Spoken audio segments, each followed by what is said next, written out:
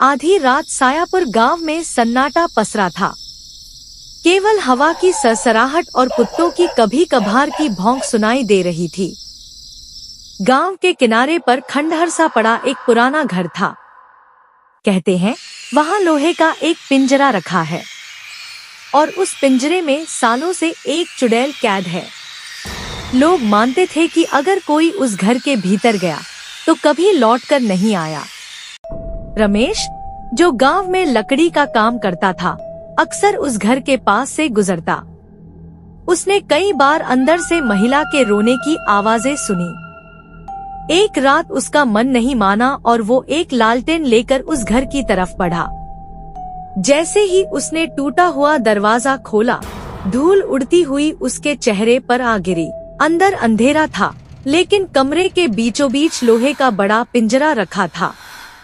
उसमें कोई हल्की हलचल हो रही थी। रमेश ने पास जाकर देखा। पिंजरे में एक औरत बैठी थी। सफेद साड़ी, झुलसी हुई काली त्वचा और लंबे काले बाल जो उसके चेहरे को पूरी तरह ढके हुए थे। वो धीरे धीरे झूले की तरह हिल रही थी। अचानक उसके बालों के बीच से एक लाल चमकती आंख बाहर आई। रमेश का दिल जोर से धड़कने लगा। उसने पीछे हटने की कोशिश की, लेकिन पिंजरे की जंजीरें खड़खड़ाई जैसे किसी ने उसे हिलाया हो। अगले दिन गांव के बुजुर्ग ने रमेश को चेतावनी दी, वो चुड़ैल कोई और नहीं, मीना है। 100 साल पहले उसी घर में उसकी हत्या हुई थी और उसकी आत्मा को इसी पिंजरे में बंद कर दिया गया था। अगर पिंजरा टूटा तो पूरा गांव तबाह हो जाएगा।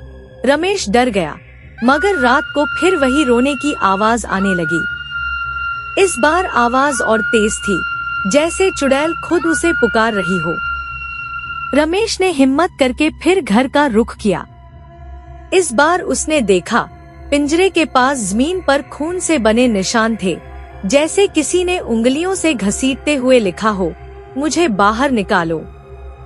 छत से टूटी हुई गुड़िया लटक रही थी और कोनों में खून से भरे कटोरे रखे थे।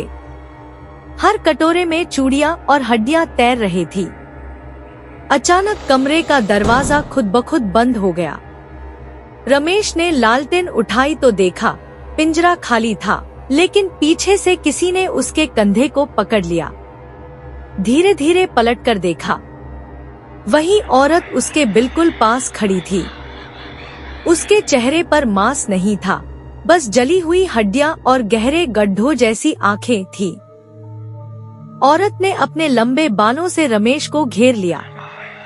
उसके कान में ठंडी आवाज गूंजी, मैंने 100 साल इंतजार किया है, अब मुझे बाहर निकाल। रमेश ने जैसे तैसे खुद को छुड़ाया और दरवाजे की ओर भागा, लेकिन दरवाजा गायब हो चुका था। उसकी जगह अब केवल खून से बनी दीवार खड़ी थी। कमरा अचानक बदलने लगा। दीवारों पर उंगलियों से खुरचे गए शब्द बार बार उभर रहे थे, बाहर मत निकालो। पिंजरा फिर से कमरे के बीच में प्रकट हुआ, मगर इस बार वो खुला हुआ था। रमेश चीखता हुआ भागने लगा। तभी पिंजरे से कई हाथ बाहर निकले और उसे अंदर खींचने लगे। उसने पूरी ताकत लगाई, लेकिन हाथों की पकड़ और कसती गई। अंतिम बार उसकी चीख पूरे गांव में गूंजी और फिर सन्नाटा। अगली सुबह गांव वाले घर पहुँचे। कमरे के बीचों बीच पिंजरे में अब रमेश बैठा था, जंजीरों में बंधा, आंखें लाल, चेहरा सफेद, जैसे अब वो खुद चुड़ैल बन चुका हो। पिंजरे पर खून से लिखा था, अब अगला कौन। ऐसी और डरावनी कहानियों के लिए वीडियो को लाइक और चैनल को सब्सक्राइब जरूर करें।